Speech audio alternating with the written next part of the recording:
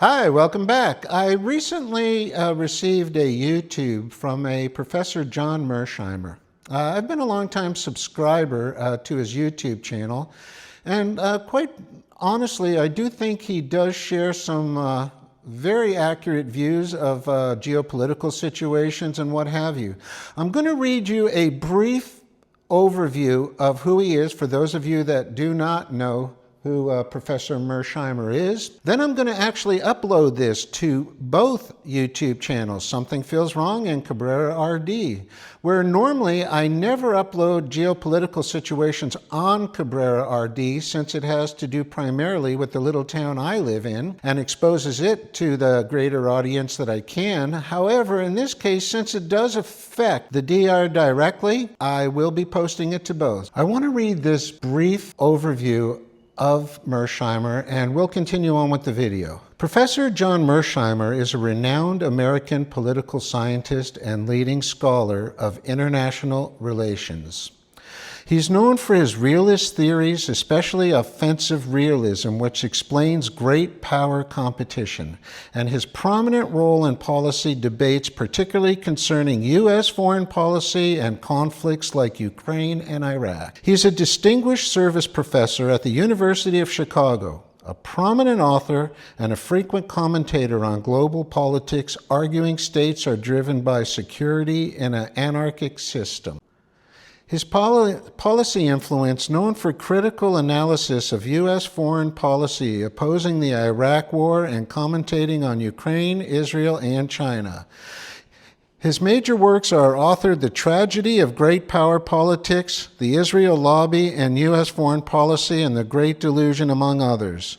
His background is he's a West Point graduate and former U.S. Air Force officer before earning his Ph.D. and starting his academic career. Sit back, watch this video, and I'll pick it up on the other side and lend a few comments as to what I think is accurate and what I think is inaccurate and what I think is actually amplified. We'll talk to you soon. What happens when a small Caribbean nation decides that 200 years of American dominance is enough and chooses a different path forward? On December 23, 2024, the Dominican Republic officially canceled its foundational military agreements with the United States and signed a comprehensive strategic memorandum of understanding with Beijing, forever altering the balance of power in a region that Washington has considered its backyard since 1823. This isn't merely a commercial decision or diplomatic realignment. This is the rapid collapse of the Monroe Doctrine itself, the foundational principle that has governed American hemispheric policy for 2 centuries. When James Monroe declared in 1823 that European intervention in the Americas would be considered hostile acts against the United States, he wasn't offering protection to young Latin American republics. He was announcing the first manifestation of American imperialism.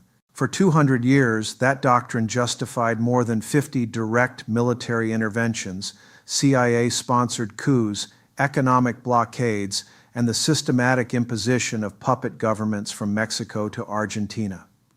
The Dominican Republic itself experienced this imperial control firsthand in 1965 when democratically elected President Juan Bosch was removed by Lyndon Johnson's administration for threatening American sugar interests, leading to Operation Power Pack that landed 42,000 Marines on Dominican soil. I've spent decades studying imperial systems and their decline, and what we're witnessing in Santo Domingo represents exactly the kind of strategic defection that signals the end of hegemonic control. When client states in the imperial core begin choosing alternative patrons, the entire architecture of dominance starts crumbling from within. The timing of Dominican Republic's decision reveals the structural crisis facing American imperial management. Since the 2008 financial crisis, the United States has printed $8 trillion to maintain domestic stability while accumulating $33 trillion in national debt representing 130% of GDP. Foreign holders own 40% of Treasury bonds, with China paradoxically serving as the primary financier of the military capabilities Washington uses to encircle Chinese interests globally. The contrast between American and Chinese approaches to Dominican partnership could not be more stark. American offerings consisted of IMF loans with comprehensive conditionality requirements, military aid programs designed to subordinate national sovereignty, and implicit threats of dollar-based economic sanctions for non-compliance. Chinese proposals included concrete infrastructure development, productive investment without political conditions, and yuan-denominated trade arrangements that liberate countries from dollar dependency. The operational differences reveal deeper strategic philosophies that explain why Dominican leadership chose Beijing over Washington. Chinese President Xi Jinping didn't need to send aircraft carriers to win Dominican cooperation. While the Pentagon spends $800 billion annually on failed military adventures from Afghanistan to Ukraine, Beijing builds ports, roads, power plants, and processing facilities that materially transform local populations' lives. The panic within Pentagon planning circles reflects recognition that Dominican Republic's defection could trigger cascade effects throughout the Caribbean. Defense Secretary Lloyd Austin reportedly warned that allowing China to consolidate its foothold in Dominican Republic could surrender control of the Western Hemisphere's most important trade routes, enabling Beijing to project influence from Santo Domingo to Puerto Rico, Jamaica, Haiti, and the entire American Atlantic coastline. General Laura Richardson, commanding U.S. Southern Command, noted that China already controls Panama Canal operations through Hutchison ports, maintains trade agreements with Argentina, Brazil, and Chile, and is now establishing permanent logistics infrastructure less than 1,000 kilometers from American mainland territory. This represents systematic encirclement by a power that understands geography better than the United States itself. Chinese Ambassador Chen Weihua's proposals to Dominican leadership included construction of new highways connecting Santo Domingo to the Haitian border, solar power installations guaranteeing energy self-sufficiency for the entire island, and international financial centers that would transform the Eastern Caribbean into an economic hub. Rather than seeking to subordinate Dominican Republic, China positioned itself as seeking partnership with a sovereign nation for mutual benefit. Beijing's broader strategy in Latin America has produced remarkable results that demonstrate the effectiveness of economic diplomacy over military coercion.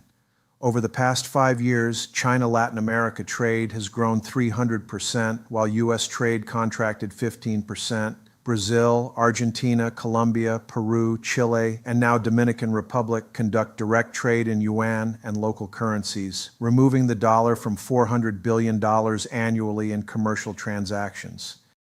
The security implications of Dominican Republic's alignment with China extend far beyond immediate military concerns. Chinese transfer of 5G telecommunications technology, satellite surveillance systems, and artificial intelligence capabilities will transform Dominican Republic into the Caribbean Communications Center, enabling Beijing to monitor all air and maritime traffic between the United States and South America from Santo Domingo. The domino effect has already begun throughout the Caribbean as other nations observe Dominican success in securing Chinese partnership without sacrificing sovereignty.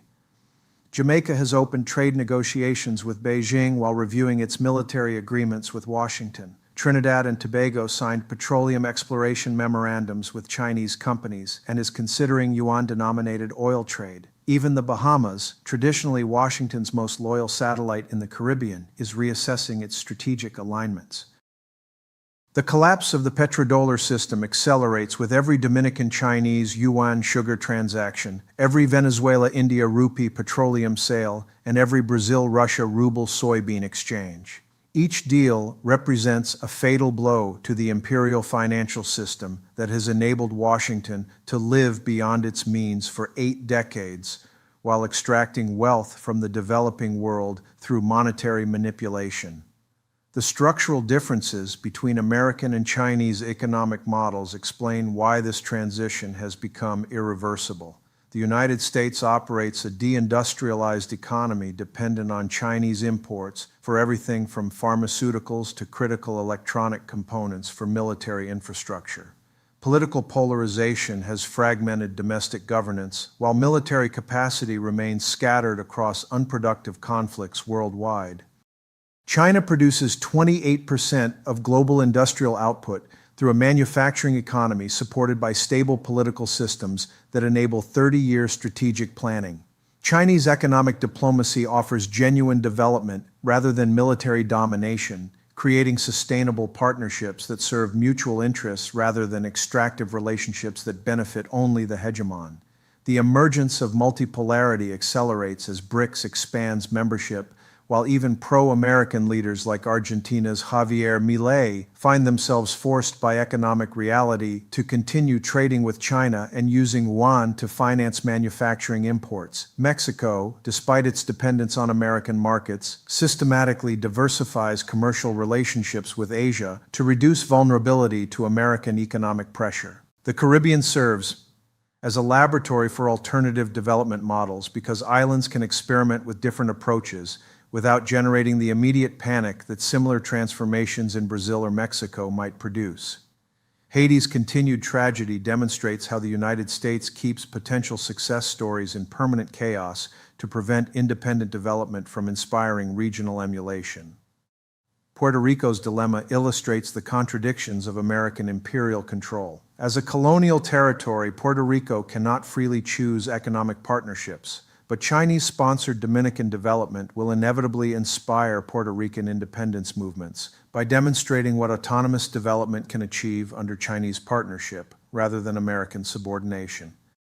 American responses to Dominican defection reveal the bankruptcy of imperial management strategies. Rather than matching Chinese infrastructure investment or development assistance, Washington relies on military threats, economic blackmail, and disinformation campaigns. These tactics no longer work because countries now have genuine alternatives that provide better terms without political interference.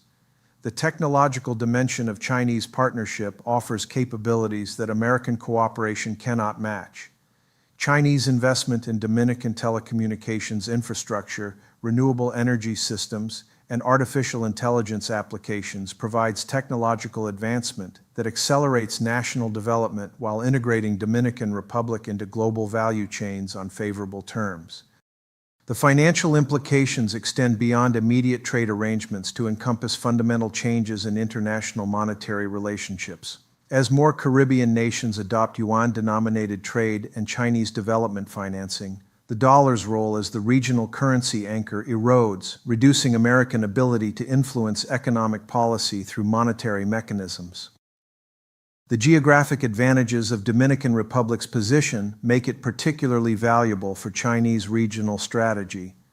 Control of Hispaniola provides surveillance capabilities over the entire Caribbean basin while offering logistic support for Chinese operations throughout Central and South America. The island's location enables projection of influence across multiple strategic theaters simultaneously. The demographic implications include not only immediate economic benefits for Dominican citizens, but long-term educational and technological partnerships that will transform the country's human capital development. Chinese universities are offering scholarship programs while Chinese companies provide technical training that creates skilled workforce capabilities unavailable through American partnership programs.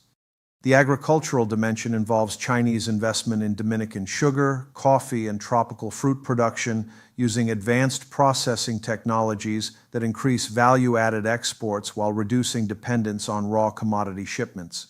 This approach contrasts sharply with historical American extraction of agricultural wealth without significant technology transfer or industrial development. The tourism implications could transform Dominican Republic into a hub for Chinese visitors to the Caribbean while developing hospitality infrastructure that serves broader international markets.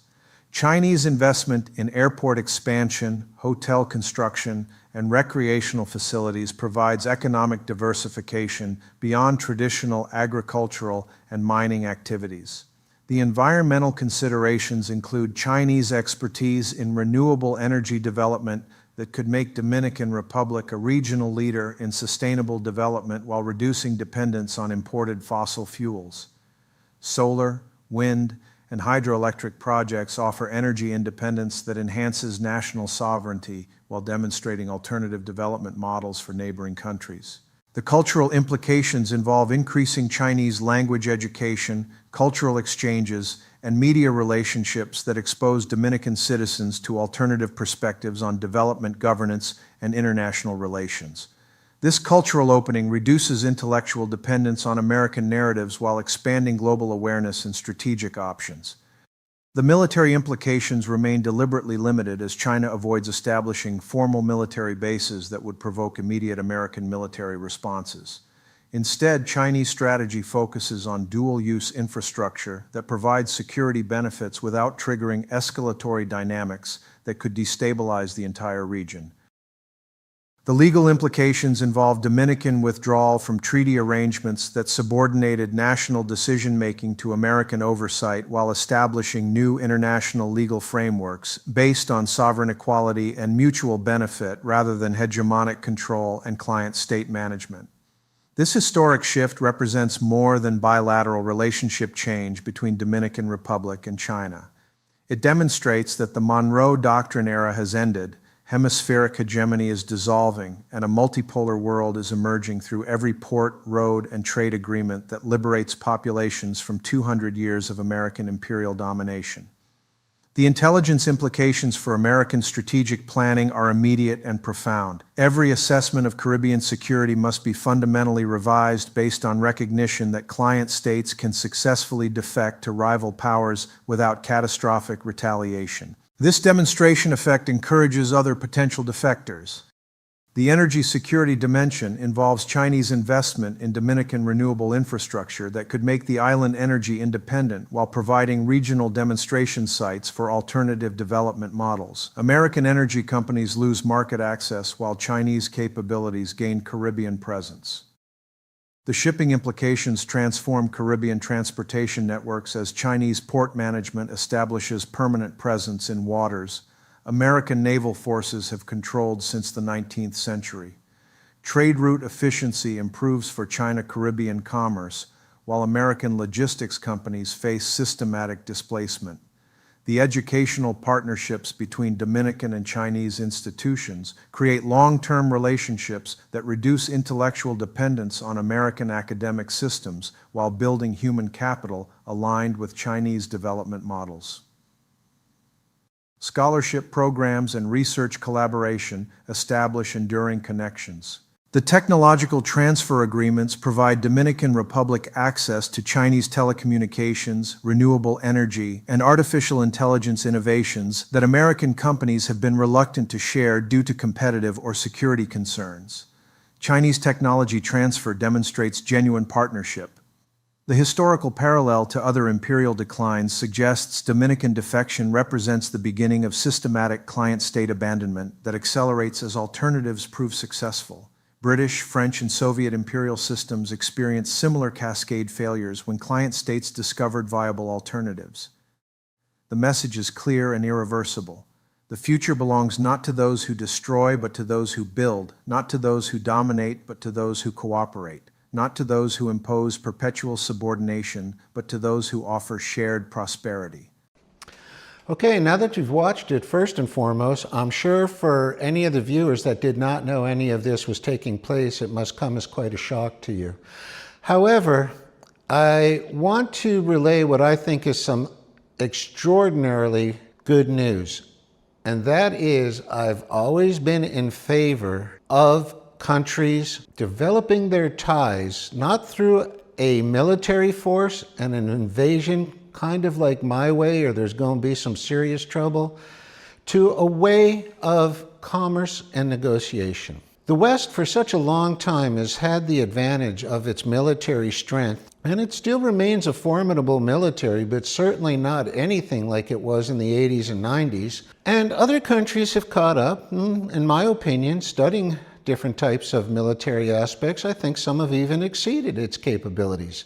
However, be it as it may, what you're seeing taking place across the world is a paradigm shift from a unipolar to a multipolar world. A unipolar where America at one time ruled everything and other countries and nations had no choice but to fall into line or have critical consequences. I mean, I don't have to tell you about Iran, Afghanistan, Vietnam, Syria, Gaddafi, the whole 9 yards, okay? That has shifted, and shifted quite a while ago. It's just coming to fruition because it can no longer be kept under wraps.